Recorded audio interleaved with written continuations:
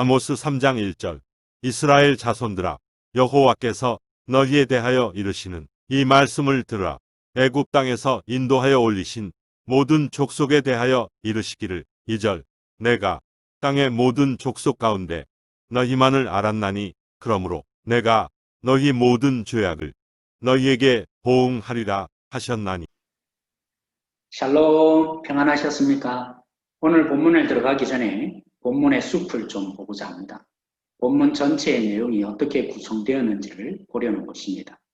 아모스의 전체 내용은 세 부분으로 나눌 수 있습니다. 첫째, 1장에서 2장까지 열국에 대한 심판, 둘째, 3장에서 6장까지 북이스라엘의 구체적인 죄악들, 셋째, 7장에서 9장까지 환상 메시지입니다. 오늘 우리가 살펴보기 시작할 두 번째 단락인 3장에서 6장은 또 세 부분으로 나눌 수 있습니다. 3장 1절, 4장 1절, 5장 1절에 들으라 이스라엘로 시작하면서 주제를 전개하고 있습니다. 이런 본문의 흐름을 염두에 두고 오늘 본문을 보십시다. 하나님이 1장과 2장에 목표한 바는 이스라엘 주변의 나라들이 아니었습니다. 하나님의 목표한 이스라엘을 3장부터 다시 심판과 정죄의 무대에 올려놓습니다. 2장에서 포괄적으로 죄를 지적했다면 3장부터는 현미경으로 그들의 죄를 들여다봅니다. 이제 그들은 하나님의 말씀 앞에 철저히 벌거벗겨질 것입니다. 아모스는 그들의 죄악을 고발하기 위해 독특한 문법을 사용합니다. 먼저 말씀을 들어야 할 대상인 이스라엘을 부릅니다. 출애굽의 구원 사건과 연결시켜 부릅니다. 이건 새로운 일이 아닙니다. 이미 2장에서 이스라엘의 죄를 지적하고 그것을 돋보이게 하려고 출애굽을 회상시켰습니다. 아모스는 다시금 하나님께서 세상의 모든 민족 중에 유독 이스라엘을 선택하여 특별한 관계를 맺은 출애굽 사건을 언급함으로 그들의 죄를 더욱 돋보이게 하고 있습니다. 이스라엘과 하나님의 특별한 관계는 아모스가 사용하고 있는 단어와 표현법에도 분명히 나타납니다. 하나님이 이스라엘을 알았다는 것입니다. 그리고 이스라엘 알되 오직 너희 이스라엘만 알았다는 것입니다. 그리고 이스라엘 족속 모두는 땅의 모든 민족 모두보다 하나님께 대해 좀 더 특별한 존재였다는 것입니다. 하나님은 그들을 애굽에서 인도하여 올리셨으며 길이 없는 바다에 길을 내시고 유리하기에 적합한 광야에서 그들을 인도하셨으며 막강한 적국으로부터 보호하셨고 가나안 땅에 들어와서는 그들을 참다운 삶으로 인도하기 위하여 선지자들을 세우기도 하셨던 것입니다. 출애굽에 관한 언급으로 이스라엘을 정죄하고 고발하는 의도는 무엇입니까? 이스라엘이 언제부터 시작되었고 누구로 말미암는지를 지적해주는 오늘 본문입니다. 이제 하나님의 심판의 대상이 된 불쌍한 이스라엘, 그들은 도대체 누구입니까? 그들은 왜 이 지경까지 왔습니까? 왜 그들은 더 이상 하나님의 무릎에 앉아 하나님의 총애를 한 몸에 받을 수 없을 정도로 추락한 것입니까? 이스라엘은 하나님의 위대한 구원의 은총을 몸소 경험한 민족이었습니다. 하나님의 강한 손과 편팔에 안겨 죽음의 바다 홍해를 걷는 자들이었습니다. 출애굽에 대한 그들의 애착은 위기의 시기에 하나님께서 자기들을 구원하실 것이라는 확신을 강화시켰으며 어떤 죄를 지어도 구원이 보장되는 것으로 오해했습니다. 그런 잘못된 확신으로 안일함과 자만을 즐겼던 거죠. 그래서 선지자 아모스는 그들에게 만연되어 있는 출애굽 신앙의 잘못된 확신을 뒤엎어버리고 있는 것입니다. 사랑이 깊을수록 배신감도 깊고 애정이 클수록 좌절도 큰 법이라 했습니다. 거절된 하나님의 사랑은 하나님을 표효하는 사자로 바꾸어 놓았습니다. 이제 그들은 사자의 방문을 기대해야 할 것입니다.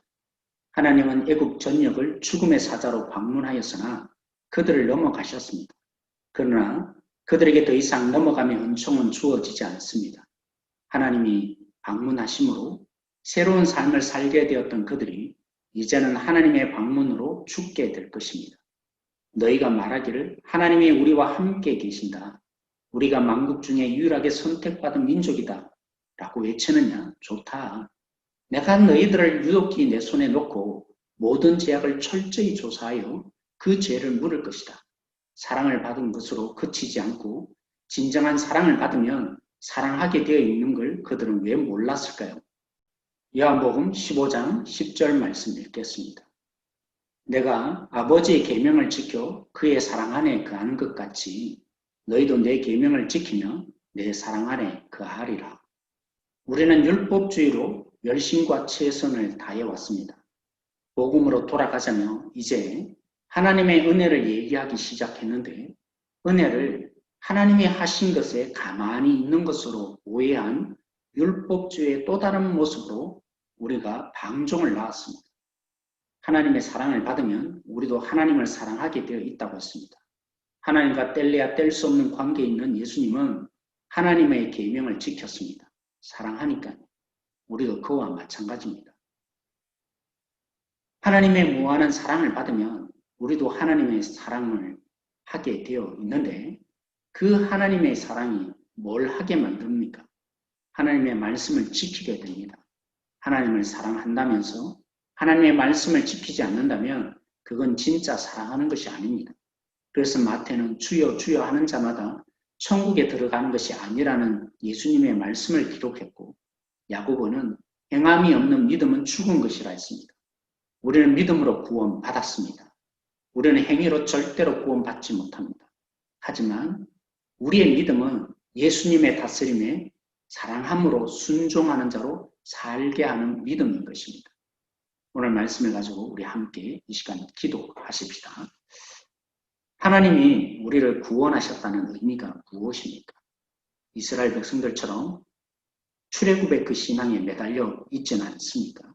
오늘 말씀을 우리가 돌이켜보며 우리를 어디서 구원하셨는지, 그런 우리에게 하나님이 뭘 기대하시는지, 하나님이 우리를 사랑하심을 더욱더 깨달아서 우리도 하나님을 사랑하는 자가 되어서 하나님의 말씀에 귀를 기울이고, 물론 다 지킬 수는 없지만 지키려는 이 피 터지는 영적 싸움에 뛰어드는 자 우리가 되기를 이 시간 기도하며 나가십시다.